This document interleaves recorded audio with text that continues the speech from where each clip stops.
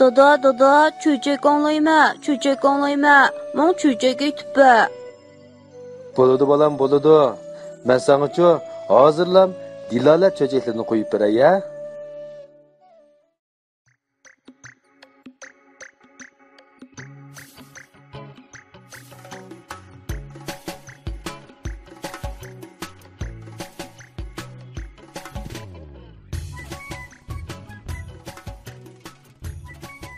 Assalamu alaykum umaqlarim.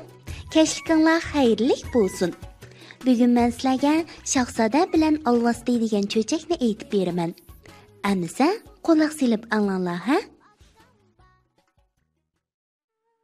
Cho'chak Shahzoda bilan Alvasti. Burun bir shahzoda bo'lgan ekan. U o'zining xonish onasini nihoyat yaxshi ko'radi ekan. Xonishmu shahzoda o'g'liga intayin amroq ekan. Shahzoda xonish onasining ijozatisiz hech yerga bormaydi ekan. Xonishmu shahzoda o'g'lining deganini qilib bermay qolmaydi ekan. O'g'lidan birdan ayrilishga ko'ngli qiymaydi ekan. Kunlarning birida shahzoda xonishdan shikarga chiqish to'g'risida ijozat so'rab turibdi. Xonish Noila shahzodaning shikarga chiqishiga ijozat beribdi. Shahzoda xonishning ijozatini olgandan keyin tog' bag'ridagi go'zal manzaralik bir o'rmonlikqa kelibdi. Shahzoda u yerda bir Soyib Jamol qiz bilan uchrashib qopdi. Bu Soyib Jamol qizning mo'risini yepib turadigan quyuq oltin chochlari, misran qilishdek inchki qalam qoshlari, marvoyit unchilaridek oppoq tishlari, pishqan gilosda qip qizil lavlari, o'ynoq chashma ko'zlari shahzodani o'ziga mahliyo qilyapti. Soyib Jamol qiz nazu kerashmi ushqullari chachirab turadigan chashma ko'zlari bilan shahzodaga shundoq bir nazokatlik boqqan ekan, shahzoda shu hamon mastu mustag'raq qaynimiga g'arq bo'lib, uningga ashqi beqaror bo'libdi. Uning qalbini ajoyib kuchli ishiq muhabbat rishtasi chirmayapti. Shuningdan e'tiboran shahzoda heliqi go'zal o'rmonzorga berib, Soyib Jamol qiz bilan uchrashib turadigan bo'pti.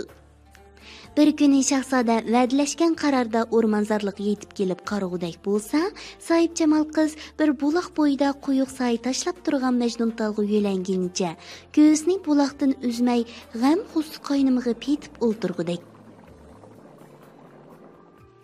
Uning chiroyidagi ilgirgi xushxo'y nazik karashmi o'rnini xafalikning qora bulutlari to'sib olganligini ko'rgan shahzoda ham taajjub ham ansirash ichida: "Soyib Jamol güzülüm, sizga nima bo'ldi? Yoki og'rib qoldingizmi, ha? Sizga nima bersam, oyda go'zal jamolingizdan g'am g'usining qora bulutlari tarqaydi?" deb so'rabdi. Soyib Jamol qiz beshini chayqab, og'rib qolmaganligidan bishorat beribdi va shahzodaga qarab: "Shanu shavkatlik shahzoda, siz menga bir yig'na kelib bersangiz bo'pti-ekan", debdi. Shahzoda dast o'rnidan turib o'rdig'i berib, xonish onining birdan-bir tavarruk yig'nisini akilib beribdi. Shuningdan keyin Soyib Jamol qizning chiroyidagi xafalik bulutlari tarqab, uning o'rnini xushallik optipi qoplabdi. Ular buloq beshida shirin mungdishib, quyosh tog' kayniga mo'kkanda, adsi yana shu qaralda uchrashishga va'dalashib ayrilishibdi. Adsi shahzoda shu qaralda buloq beshiga berib qarasa, Soyib Jamol qiz yana xuddi tunugungida xafa holda o'ltirgudek. Shahzoda yana tunugungi so'zlarni takrorlab, uningdan: "Sizga nima bersam, oy jamolingizni to'sib olgan xafalik bulutlari tarqab, xushallik optipi chiqadi?" deb so'rabdi. Soyib Jamol qiz shahzodadan bir dona tugma kelib berishni talab qildi. Shahzoda shu hamon o'rdig'i berib, onasining xonishlik zartonining oltin tugmasini elib kelib, Soyib Jamol qizga beribdi. Andin Soyib Jamol qizning ay jamoliga soy solgan xafalik bulutlari tarqab, xushallik optipi parlabdi. Ular buloq beshida uzoqcha shirin suhbatlar qilishib, quyosh tog' kayniga mo'kkandan keyin adsi yana shu qaralda ko'rishishni va'dalashib qaytibdi. Adsi shahzoda buloq beshiga kelib qarasa, Soyib Jamol qizning chiroyidagi xafalik bulutlari shahzodaga g'azab mo'ldirlarini yoqtirib turgudek. Shahzoda hayron has bo'lib, yetti egilib ta'zim baja keltirgandan keyin Soyib Jamol qizning g'azab mo'ldirlari yig'ib turgan ko'ziga qarab, "Soyib Jamol güzülüm, sizga yana nima bo'ldi? Siz nima xafa bo'ldingiz-a? Sizga yana nima kerak?" deb so'rabdi. Soyib Jamol qiz bo'lsa, tal o'xya kirpiklari soy tashlab turgan chashma ko'zlarini Shahzodaga emas, balki ko'p-ko'k osmondagi qo'y podlaridek o'zib yurgan oppoq bulutlarga tikkinicha xiyol surib, jim turibdi.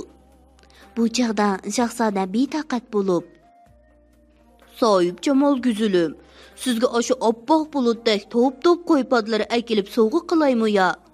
Men sizni to'lim yaxshi ko'raman.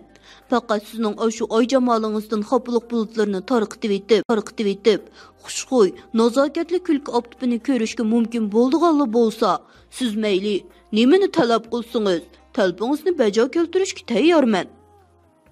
Dabdu va iltija yoshlari qo'yilayotgan ko'zlari bilan Soyib Jamolga talmirib turibdi. Soyib Jamol qiz ikki qo'lini ko'ksiga elib almashtirib, bir xil kuchlik tilinish ushqunlari chachrab turgan ko'zlarini Shahzodaga tikib turib dabdi. "Shahzoda yigit, agar siz meni xushal qilishni o'ylaydi ekansiz, menga siz Xonish onangizning so'qib turgan qiziq yuragini akilib berishingiz kerak." Shahzoda o'z quloqiga ishonmagan holda hayronlik botqiqiga bitib, o'z o'rnida qaytibli qopdi. Bu chaqda Soyib Jamol qizning chashma ko'zlaridan go'yoki yepi uzilgan o'nchilardek yosh o'nchilari uzilmay to'kilishga boshlabdi. Buningdan ko'ngli bearam bo'lgan Shahzoda esini yig'ibdi. Arkasiga burilibla ushqandek o'rdiga Xonish onasining qishig'i yetib keldi. Bu chaqda Xonish uyqu dengizga g'arq bo'lib ketgan ekan. Shahzoda darhol onasining ko'ksini yerib, uning so'qib turgan qiziq yuragini ilib, Soyib Jamol qizning qishig'iga yuguribdi. Shahzoda o'rmonlikqa yetib borganda, o'zining bajoyiki bir qop-qorong'u shamguri ichiga kirib qolgandek his qildi. Hech narsani ko'ra olmabdi. U har bir qadam tashlaganda badanlariga go'yoki yengni sanjilgandek tikan chatqalar sanjilishga boshlabdi. U yana bir qadam meng'ishiga besh qiyib yiqilib tushibdi.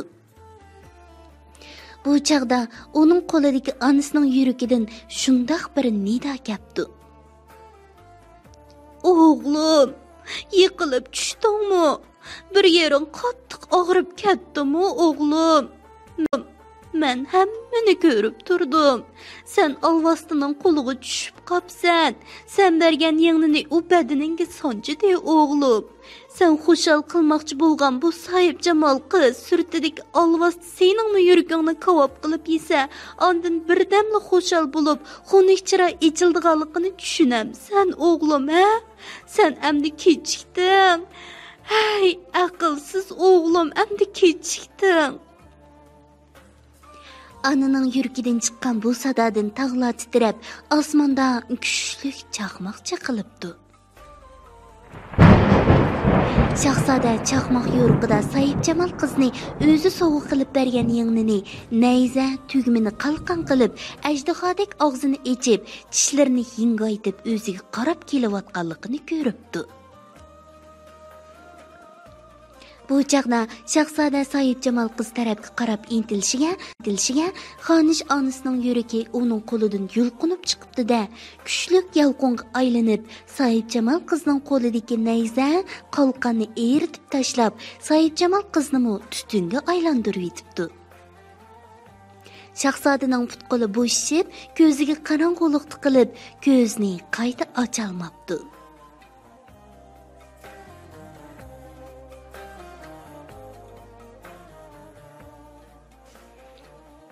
Umaqlarim, cho'chakdagi Shahzoda bak aqlsiz vafosiz ekan-a? U aqlsizligidan Alvastining aldam xaltasiga tushib ketdi. Vafosizligidan onaning yuragini sug'urib oldi. Lekin ona ranjish uyoqda tursin, oqibatda o'g'lini qutuldirib, Alvastini yo'qotdi. Onalar haqiqatanmi bak ulug'. Bu cho'chakdami onaning ulug'ligini ko'rib olaymiz-a? Shuning uchun biz shahzodadek aqlsiz, vafosiz bo'lmay, chiroyli, oq ko'ngil farishta opamizni qadrlayli, asrayli, qo'g'dayli. Uningga yordamlashib, uy ishlarini qilishib berayli, ishdan yerib kelganda put-qo'lini tutib qo'yayli. Eng muhimi, maktabda yaxshi o'qib, kelgusida yaramli odam bo'lib, opamizning ajriga javob qaytarayli, uni rozi qilayli. Shu vaqtda opamiz bu dunyodagi eng baxtli ayolga aylana oladi. Omoqlarim, kech bo'lib ketibdi, amis bugun baldir uxlanglar. Atimi shu vaqtda Dilala Undidar salonida ko'rishayli. Tatliq tushlar sizlarga hamroh bo'lsin.